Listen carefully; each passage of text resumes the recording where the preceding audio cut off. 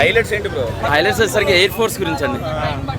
మెయిన్గా air force అంటే cinema ఎలా ఉందంటే అంటే పేట్రియాటిజం ఉన్న వాళ్ళకి ఇది బాగా సినిమా నచ్చుతుంది. సినిమా అయితే కమర్షియల్ ఎలిమెంట్స్ లేకపోవడం వల్ల యావరేజ్ సినిమా అండి.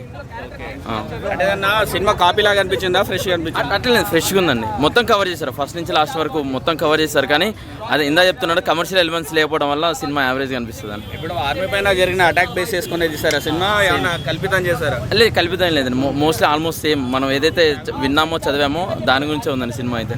అంటే రియలిస్టిక్ తీసుకొచ్చారు. వరుణ్ తేజ్ బాగా యాక్ట్ చేశారండి సినిమా అయితే. ఆయన యాక్టింగ్ అయితే బాగుంది, కానీ స్టోరీ పరంగా అయితే అంటే మనకు అంత కనెక్ట్ అవ్వదు. కమర్షియల్గా హిట్ కాదంటారా? కమర్షియల్ హిట్ కాదండి, యావరేజ్. రేటింగ్ ఎత్తిస్తారు బ్రో?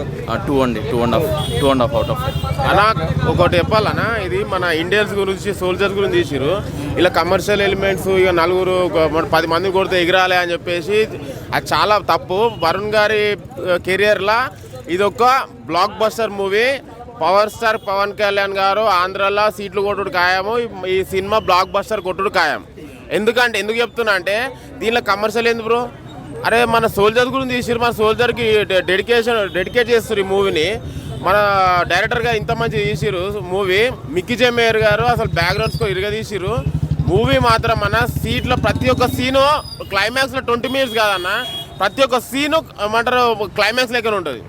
చాలా బాగాలేదన్న వాళ్ళకి, కమర్షియల్గా హిట్ కాదన్న వాళ్ళకి అన్న ఇండియా మీద ప్రేమ లేనట్టే అన్న.